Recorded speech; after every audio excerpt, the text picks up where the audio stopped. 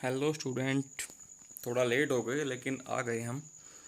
ये चैप्टर हम करेंगे अपना कंटिन्यू, जो था improvement in food resource irrigation से। हम इनको 2 से 3 वीडियो में कंप्लीट कर देंगे अभी जल्दी ही, और आपको प्लेलिस्ट पूरी कंप्लीट होकर मिल जाएगी। अगर आपको पूरी इसकी तीनों चारों पाँचों वीडियो चेक करनी है तो आप ईजिली प्लेलिस्ट को ओपन करें, ठीक है, और आप वहाँ से इसको कर सकते हैं। और चैनल को सब्सक्राइब करें, शेयर करें, लाइक करें, और अपने दोस्तों को ज़रूर बताएं इसके बारे में, ठीक है। इरिगेशन के बारे में बात करते हैं। इरिगेशन क्या होता है? पानी देने की जो प्रोसेस, उसको बोलते हैं irrigation. Most agriculture in India is rain fade, that is the success of crop in most area is dependent on one time monsoon and sufficient rainfall spread through most of the growing season. देखो भाई क्या है, India के अंदर जो खेती है ना, वो बारिश के ऊपर डिपेंड करती है। अगर बारिश ठीक से होती है तो फसल अच्छी होगी, नहीं हुई तो फसल खत्म, ठीक है। तो साल में एक बार होने वाली, मतलब कि एक सीज़न में होने वाली ज़बरदस्त बारिश से पूरे साल किसान खेती कर सकते हैं। हैंस, देखो ऊपर बता दी इसकी इंपॉर्टेंस। अब नीचे बात करें, हैंस पुअर मानसून कोज क्रॉप फेलियर। अगर मानसून खराब हुआ तो क्रॉप आपकी फसल आपकी बर्बाद हो जाएगी। Ensuring that the crop get water at the right stage during their growing season can increase the expected yield of any crop. अगर आप ये इंश्योर कर सकते हो कि फसल को उसकी ज़रूरत के टाइम पे पानी मिल जाएगा तो उसकी जो उत्पादन जो क्षमता है, जो उसकी ग्रोथ होगी, वो बेटर रहेगी, ठीक है। Therefore many measures are use to bring more and more agriculture land under irrigation. तो इसके लिए काफ़ी जुगाड़ किए जाते हैं, काफ़ी काम किया जाता है कि हम ज़्यादा से ज़्यादा जो लैंड है उसको अंडर लेके आएँ, किसके? इरिगेशन के, ठीक है। तो उसके लिए क्या कुछ तरीके हैं वो हम यहाँ पे भी पढ़ेंगे। India has a wide variety of water resources. पता है कि भाई इंडिया में काफ़ी टाइप के, अलग टाइप के वाटर रिसोर्सेज हैं, और हाईली वेरिड क्लाइमेट भी है, गर्मी, सर्दी, मानसून, बसंत, पता नहीं क्या क्या। Under such conditions several different kind of irrigation system are adopted to supply water to agriculture land depending on the kind of water resources available। तो इन सब तरीकों को कुल मिलाकर के, जोड़ करके ये चेक किया जाता है कि कब कहाँ पानी किस प्रकार से पहुँचाया जाएगा, किस एरिया में कौन से टाइप का इरिगेशन सिस्टम अवेलेबल है। इनके अंदर क्या क्या आता है? वेल्स हैं आपके, कनाल्स हैं, रिवर हैं, और टैंक्स हैं। वेल्स, कुएँ। कुएँ वैसे दो टाइप के होते हैं, कहते हैं आपके ट्यूब वेल, एक होते हैं डग वेल। बताएंगे क्या होते हैं वो। There are two type of wells, namely dug well and tube well. देखो भाई, अगर आप खेत में एक लंबा सा गड्ढा कर देते हो, ठीक है, चौड़ा है उसका, मतलब डायमीटर काफ़ी ज़्यादा है, सॉरी, इसको आप लगा लो नल का, ठीक है। एक आपने दूसरा गड्ढा किया जिसका एरिया काफ़ी ज़्यादा है, इसको बोलते हैं आपका कौन सा? डग वेल, ठीक है। लेकिन ट्यूब, पतली सी ट्यूब डाल दी आपने, इसके ऊपर क्या कर दिया? हैंडपम्प लगा दिया है, और यहाँ पे इसका नोजल लगा दी, तो ये क्या रहेगा आपका? Tube well. या आप समरसेबल की मोटर डालो, कुछ भी करो, इसको बोलते हैं ट्यूब वेल, ठीक है, क्योंकि पतली सी ट्यूब ज़मीन में डाली है, आपने डिग किया है ज़मीन में, तो वो dug well. In a dug well water is collected from water bearing strata. Strata मतलब कि वो लेवल जहाँ पे पानी पाया जाता है, वहाँ से पानी आता है। Tube well can tap water from the deeper strata. तो वहाँ पे इकट्ठा रहेगा, आपको खींचना पड़ेगा मैनुअली, लेकिन ट्यूबवेल में क्या होता है, मोटर नीचे से खींच लेती है। From these well water is lifted bye pump for irrigation. दोनों में से ही हम पंप की हेल्प से पानी को ऊपर खींचते हैं। देखो, ट्यूब वेल के अंदर हम ज़्यादा गहराई तक जा सकते हैं, लेकिन डग वेल में हम ज़्यादा गहराई अचीव नहीं कर सकते। This is usually an elaborate and extensive irrigation system. Canals की बात कर रहे हैं, ये काफ़ी एक्सटेंसिव और फैला हुआ सिस्टम है। इसमें क्या हुआ, कोई एक मेन रिवर जा रही थी, मान लो आपकी यमुना जा रही थी, इसके पानी को तोड़ करके हमने क्या बना दिया? एक डैम बना दिया। अब डैम से हमने अलग अलग एरिया में क्या किए? छोटी छोटी कनाल्स भेज दी। अब डैम में पानी हम 12 महीने रख सकते हैं, और 12 महीने पानी रखेंगे तो हम पूरे के पूरे साल पानी की सप्लाई खेतों में कर सकते हैं। इनसे फिर छोटे रजबाहे आते हैं जिनमें बच्चे अक्सर नहाते देखे जाते हैं, ठीक है। तो इस तरीके से पानी का डिस्ट्रीब्यूशन होता है मेन आपकी रिवर से। देखो, रिवर होती है नेचुरल, ठीक है, उसके अंदर बरसाती पानी आता है ज़्यादा ज़्यादा टाइम में उसमें, और बाकी होती है आपकी कनाल्स। कनाल है जो आपकी आर्टिफिशियली मेड है, ठीक है। In this system, canal receive water from one or more reservoir from the river. The main canal is divided into branch canal having further distributed to the irrigation field। जो मैंने आपको बताया, main river से dam में पानी आ गया, अब dam से आ रहा है कनाल में पानी, अब कनाल को हमने फर्दर तोड़ दिया अलग अलग छोटे छोटे नदी नालों में, ठीक है, और जिससे आपका पानी खेतों तक पहुंच जाता है। कहीं पे इनको रजवाहे बोलते हैं, कहीं पे इनको कनाल बोलते हैं, कुछ कुछ इनको बोल देते हैं। एक आता है river lift system. In area where canal flow is insufficient, जहाँ पे कनाल का फ्लो प्रॉपर नहीं आता और वहाँ पे इनएडिक्वेट रिजर्वोयर है, तो क्या करेंगे, lift system is more rational. Water is directly drawn from the river for supplementation irrigation and area close to river. तो यहाँ पे क्या होता है, देखो रिवर की बात कर रहे हैं ना कि कनाल की, कनाल तो फेल हो गई, तो डायरेक्टली वो रिवर से ही क्या कर लेंगे, पानी को हार्वेस्ट कर लेते हैं। अगर बात करते हैं टैंक्स की, these are small storage reservoir which intercept and store the run off smaller catchment area. ये हमने क्या किया, गड्ढा खोदा, उसको ऊपर से लेंटर डाल दिया और इसमें बना दिया अपना क्या, पानी का एक हौद बना दिया। ठीक है, इस तरीके से टैंक्स काम करते हैं, इनको हम at the time of requirement motor की हेल्प से पानी को निकाल सकते हैं। इसके बाद है भाई आपका fresh initiative for increasing the water available for agriculture include rain water harvesting and watershed management. आजकल किसके ऊपर भी काम किया जा रहा है, रेन वाटर हार्वेस्टिंग और वाटरशेड मैनेजमेंट। इनमें क्या होता है, जब बरसात का पानी गिरता है हम उसको स्टोर करके रख लेते हैं टैंक्स बना के। ठीक है, this involve building small check dams which lead to an increase in ground water level. अब क्या होगा, आपने एक चेक डैम बना लिया, कहीं ढलान थी, वहाँ पे आपने एक दीवार खींची ढलान से और यहाँ पे आपने क्या कर दिया, डैम बना लिया। अब ये डैम क्या करेगा, देखो ये एक ढलान थी, ठीक है, ये आपने दीवार खड़ी कर दी, अब यहाँ पे आपने पानी भर लिया। अब इस पानी से क्या होगा, अगर आप इसको आगे यूज़ करते हो तो बहुत अच्छी बात है, नहीं तो पानी ज़मीन के अंदर सीप आउट होता रहेगा और जो ग्राउंड वाटर लेवल है उसको ये इंक्रीज करता रहेगा। इसके अलावा ये सॉइल इरोजन को भी रोकता है, क्योंकि देखो अगर ढलान से पानी गिरता नीचे आता तो मिट्टी को अपने साथ लेके जाता कीचड़ बना के, लेकिन अब अपने पानी को ही रोक दिया है तो मिट्टी भी आगे नहीं जाएगी, तो ये आपके सॉइल इरोजन को भी रोकता है। अब पानी के साथ साथ सबसे ज़रूरी चीज़ जो होती है वो होती है आपकी क्रॉप पैटर्न। इससे पहले एक बार हम ड्राफ्ट के बारे में पढ़ लेते हैं। देखो ड्राफ्ट, सूखा, अकाल occur because of scarcity of irregular distribution of rain. वही तो प्रॉपर टाइम पे रेन नहीं आती तो वहाँ पे भयानक रूप से सूखा पड़ जाता है। Drought poses a threat to rain feed farming area, और ये सबसे खतरनाक उनके लिए है जो खेती सिर्फ बरसात से ही होती है। Where farmer do not use irrigation for a crop production and depend only on rain, जहाँ पे किसान सिर्फ इस्तेमाल करते हैं बरसात के पानी का, उनके तो जीवन के लाले पड़ जाते हैं। ठीक है, light soil have less water retention capacity, और जो नरम मिट्टी होती है वो पानी भी ज़्यादा देर तक नहीं सोख सकती। In area with light soil crop get adversely affected by drought condition, रेगिस्तानी इलाकों में। ठीक है, scientist have developed some crop variety which can tolerate drought condition.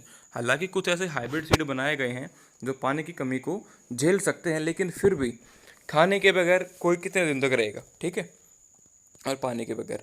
Crop pattern की बात करते हैं, देखो जितना आपने पानी पे ध्यान दिया, जितना आपने सीड पे ध्यान दिया, उसी तरीके से अगर आप प्रॉपर तरीके से खेत में फसल नहीं उगाओगे तो भी आप मैक्सिमम फसल नहीं उगा सकते। उसके कुछ तरीके हैं जो अभी हम डिस्कस करेंगे।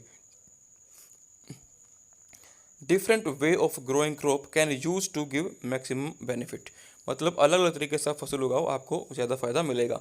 Mix cropping is growing two or more crop simultaneously on the same piece. देखो मिक्स क्रॉपिंग के अंदर क्या होता है, मिक्स मिक्स का मतलब क्या है, जब आप दो या दो से ज़्यादा चीज़ों को मिला देते हो। जैसे कि हम बात कर रहे हैं यहाँ पे, आप वीट और ग्राम को साथ में उगाओ, ठीक है, और या फिर वीट या मस्टर्ड को उगा लो, या फिर ग्राउंड नट या सनफ्लावर को, ये कॉम्बिनेशन है। This reduce risk and give some insurance again failure of one crop. Suppose करो आपने वीट और ग्राम उगाए और कुछ बीमारी आ गई गेहूं में, तो गेहूं मान लिया आपका सारा बर्बाद हो गया, लेकिन आपका सारा नुकसान नहीं होगा, क्योंकि आपके आधी ज़मीन पे क्या उगा रखा आपने, गेहूँ चने के पौधे भी उगा रखे हैं। तो इस तरीके से हम अपने लॉस को ओवरकम कर सकते हैं स्मार्ट तरीके से। एक आता है आपका इंटरक्रॉपिंग। ठीक है, growing two or more crop simultaneously on the same field, एक ही फील्ड में हम उगाते हैं अलग अलग पैटर्न में। जैसे कि हमने क्या किया, आपका एक खेत है, इसके अंदर आपने क्यारियाँ बना दी, एक क्यारी में एक फसल है, दूसरी में दूसरी, तीसरी में तीसरी है, और आप इसको रिपीट करते जाओगे। ठीक है, a few row of one crop alternate with the few row of second crop, या फिर ऐसा कर सकते हो आपने 5-6 जो क्या है, जैसे आपकी खेत था ना 1 2 3 4 5, आपने 2 से 3 में गेहूं उगा दिया वीट, अगली 3 में ग्राम्स उगा दिए, फिर वीट फिर ग्राम्स, इस तरीके से भी आप इनको उगा सकते हो। या फिर मल्टीपल क्रॉप, जैसे कि सोयाबीन और मेज को उगा सकते हो, फिंगर मिल्स बाजरा या काउपी को उगा सकते हो। ठीक है, किन्हीं भी 2-3 फसल को जो कि उस पर्टिकुलर टाइम में हो सकती हैं आप उनको उगा सकते हो। ये नहीं है कि आप एक गेहूं मतलब कि सर्दी की रबी की फसल को उगाओगे और एक खरीफ की फसल को उगाओगे। The crop are selected such that their nutrient requirement are different, और हाँ इस बात का भी ध्यान रखना होता है कि जो ज़मीन से न्यूट्रिएंट लेंगे फसल, उनकी चॉइस भी अलग हो। ये ना हो कि भाई दोनों फसलें सिर्फ नाइट्रोजन के पीछे पड़ी रहें, तो उससे क्या होगा, नाइट्रोजन का अमाउंट एकदम से कम हो जाएगा और दोनों फसल आपकी ख़राब हो जाएंगी। ठीक है, अगर आप ऐसा करते हो मतलब प्रॉपर चेकिंग के साथ फसल उगाते हो तो क्या करता है वो इंश्योर करता है मैक्सिमम यूज़ ऑफ न्यूट्रिएंट का। ठीक है, क्योंकि क्या होता है अगर ज़मीन के अंदर 50 न्यूट्रिएंट पड़े हैं तो 50 के 50 एक फसल के काम के नहीं होते। ठीक है, लेकिन आप एक टाइम पे उनको यूज़ कर सकते हो अलग अलग फसल उगा के। And also prevent pest and disease for spreading all the plant belonging to the one crop in a field. और देखो क्या होता है, अगर आपने पूरे खेत में गेहूं उगा दिया तो अब क्या होगा, अगर फसल पे बीमारी आई तो सारे खेत में लग जाएगी। लेकिन अगर आपने गेहूं उगाया अलग अलग पोर्शंस के अंदर उगा रखा है तो सपोज करो एक हिस्से में आपकी बीमारी आ गई, दूसरे में ग्राम बेच में अट जाएगा, वहाँ पे तो बीमारी को आपके पास नहीं होने देगा, तो आपका कुछ गेहूं भी बच जाएगा और चना तो आपका बच ही बच गया है। ठीक है, तो इस तरीके से भी क्या होता है आपको फ़ायदा होता है। ये दिखा रखा है इन्होंने यहाँ पे 2-3 फसलों को किस तरीके से इन्होंने उगा रखा है, इसको बोलते हैं intercropping. The growing of different crop on a piece of land in a pre plant succession is known as crop rotation. एक और तरीका आता है इसको बोलते हैं क्रॉप रोटेशन, कि भाई आप पहले से माइंडसेट करते हो कि भाई 2020 के जनवरी में हम अलग फसल उगाएंगे, दिसंबर में अलग उगाएंगे। ठीक है, मतलब हाफ ईयर में, उसके बाद 21 में अलग और 22 में अलग। तो आप क्या करते हो 2, 4 या 6 फसलों को 1 बाय 1 करके उगाते हो, और मतलब कि एक फसल का नंबर आपका लगभग 2 से 3 साल बाद आता है। उससे क्या होगा, आपकी ज़मीन ताकतवर हो जाएगी, क्योंकि जिस एक फसल को न्यूट्रिएंट चाहिए थे उस वाले न्यूट्रिएंट लगातार 2-3 साल स्टोर होते रहेंगे। Depending upon the duration crop rotation is done for different crop combinations. The availability of moisture and irrigation facility decide the choice of the crop and to be cultivated after one harvest। तो देखो भाई क्या लिखा है यहाँ पे कि जो क्रॉप रोटेशन किसकी करनी है, तो उसके लिए जो आपका मॉइस्चर लेवल है या इरिगेशन की जो कंडीशंस हैं उन सब के बेसिस पे ये फिक्स किया जाता है कि भाई कौन सी फसल किसके बाद उगाई जाएगी। If A crop rotation is done properly, अगर कोई आप इसको ढंग से कर पाते हो तो आप 2 से 3 क्रॉप को उगा सकते हो एक साल के अंदर और अच्छी हार्वेस्ट के साथ। तो आपको बता दूं दोस्तों, मैं अभी 9:10 पे बढ़िया भूकंप का झटका आया था और मेरे हाथ से फ़ोन ये गिर गया था। तो मैं 2 अलग अलग वीडियोस को मर्ज कर रहा हूँ, शायद आपको साउंड वगैरह में थोड़ा सा फ़र्क दिखाई दे। कोई बात नहीं है, बताना मुझे अगर आप इनको नोटिस कर पाते हो तो या तो नहीं। ये थोड़ा सा पोर्शन मुझे इसके अंदर ऐड करना था तो मैं इसको इसके अंदर ही मर्ज करूँगा। अब एक आपका लास्ट बताए क्रॉप प्रोटेक्शन मैनेजमेंट, इसके बाद आपका आ जाएगा एनिमल हस्बेंड्री, वो हम पढ़ेंगे अगली वीडियो में। क्रॉप प्रोटेक्शन एंड मैनेजमेंट भाई, अब देखो आपने फसल उगा ली, बढ़िया से पैदा कर लिया, अब आपने उसको सेव भी तो रखना ना सारे साल खाने के लिए। ये थोड़ी ना कि हम एक बार पेट भर के खा लेंगे और बस छोड़ दिया, ऐसा नहीं होता। Field crop are infested by large number of weeds insect pest and disease. देखो भाई जब खेत में फसल होती है ना तो काफ़ी सारे वीड्स आते हैं, इंसेक्ट आते हैं, पेस्ट आते हैं, बीमारी आती हैं। If weeds and pest are not controlled at appropriate time then they can damage the crop so much that most of the crop is lost. और अगर आप प्रॉपर तरीके से टाइम पे फसल को नहीं बचा पाओगे वीड्स या पेस्ट से, तो वो फसल को काफ़ी हद तक ख़राब कर सकते हैं, और आप यूँ कह लीजिए कि वो उसको बिल्कुल हमेशा हमेशा के लिए भी ख़राब कर सकते हैं, मतलब कि कम्प्लीटली डिस्ट्रॉय कर सकते हैं। Weeds are unwanted plant in the cultivated field. अब वीड्स क्या होती हैं, इसको कहते हैं अननेसेसरी ग्रीन ग्रोथ, मतलब हरे पौधे ही होते हैं लेकिन आपकी फसल में उग जाएंगे आपके फसल के बीज उगने से पहले। ठीक है, और फिर क्या करेंगे, आपकी जो फसल के पौधे होंगे उनके नरिशमेंट के साथ compete करेंगे, उनके खाने को छीन लेंगे। इसका जो कॉमन एग्जाम्पल वो है जेंथियम, जिसको हम गोखरू भी बोलते हैं। उसके बाद पार्थेनियम, जिसको गाजर घास या कांग्रेस घास बोलते हैं। इसके अलावा साइप्रिनस रोटंडस है, मोथा। दे कम्पीट फॉर फूड, और हाँ जो आपके घर पे बथुआ खाते होंगे वो भी क्या है, weed. Space and light, weed take up nutrient and reduce the growth of the crop. अब जो वीड्स हैं वो क्या करते हैं, न्यूट्रिएंट ले लेते हैं और जो क्या होता है ग्रोथ को रिड्यूस करते हैं। Therefore removal of weeds from cultivated field during the early stage of crop growth is essential for good harvest. तो भाई फसल के शुरुआती टाइम में जब फसल ग्रो कर रही होती है तो वीड्स का खेत से निकाल देना बहुत ज़रूरी होता है। Generally insect pest attack on plant in 3 वे, 3 तरीके से जो आपके इंसेक्ट पेस्ट है वो काम करते हैं। देखो एक तो क्या करेंगे, आपके जो रूट्स को है उनको कट कर देंगे, स्टेम को या लीफ को खा जाएंगे। ठीक है, दूसरे क्या करते हैं, उनका जो सेल सैप है, जो उनके सेल का लिक्विड है उसको चूस लेंगे, सुखा देंगे पौधे को। ठीक है, अलग अलग प्लांट पार्ट के। तीसरे क्या करते हैं, वो स्टेम्स वगैरह के अंदर छेक करके उनके अंदर रहने लग जाते हैं, बाद में उनको कमज़ोर करके तोड़ देते हैं, कुछ फ्रूट फ्लाइज वगैरह। दे दस affect the health of crop and reduce the yield. तो इस तरीके से क्रॉप को नुकसान पहुँचाते हैं और पैदावार को प्रभावित करते हैं। Disease in plant are caused by pathogen such as bacteria, fungus and virus. अब प्लांट पे और बीमारियां भी होती हैं पैथोजन से, बैक्टीरिया, फंगस से। These pathogen can be present in and transmit through the soil, water and air, और ये एक दूसरे पौधे में जाते हैं सॉइल, वाटर और एयर से। Weed, insect and disease can be controlled by various method. अलग अलग तरीक़ों से आप इनको ठीक कर सकते हो, काबू कर सकते हो। One of the most common used method is the use of pesticide. देखो भाई, पेस्ट को मारने के लिए पेस्टिसाइड, ठीक है, हर्ब्स को मारने के लिए हर्बिसाइड्स, इंसेक्ट को मारने के लिए इंसेक्टिसाइड, फंगस को मारने के लिए फंजीसाइड। और side word CIDE, side word अगर बायोलॉजी में कहीं भी लगता है तो इसका मतलब होता है जान लेने वाला। और किसके लेगा? जो भी आगे लिखा होगा, ठीक है। सपोज करो हमने लिखा है हर्बिसाइड, ठीक है, तो हर्ब को मारने वाला क्या रहेगा? जहर, herbicide. These chemicals are sprayed on crop plant and used for treating seed and soil.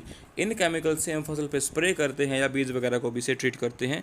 However, excessive use of these chemical create problem since they can be poisonous to many plant and animal species and cause environmental pollution. अगर आप इनका ज़्यादा इस्तेमाल करोगे तो वो नुकसान भी पहुंचा सकता है। ये उन एनिमल्स को, उन फसल के पौधों को या उन छोटे मोटे कीट पतंगों को भी मार सकता है जो फसल के लिए ज़रूरी होते हैं, ठीक है। इवन ह्यूमन पर भी ये असर डालता है। Weed control method also include mechanical removal. Weeds को आप मैकेनिकली हाथ से, खुरपी वगैरह से निकाल सकते हो। Preventive method such as proper seed bed preparation. इसके अलावा अगर आप अच्छे से सीड बेड को तैयार करते हो, टाइम से शो करते हो फसल को, और इंटरक्रॉपिंग का इस्तेमाल करते हो, क्रॉप रोटेशन करते हो, तो वीड तो अपने आप ही कंट्रोल हो जाते हैं।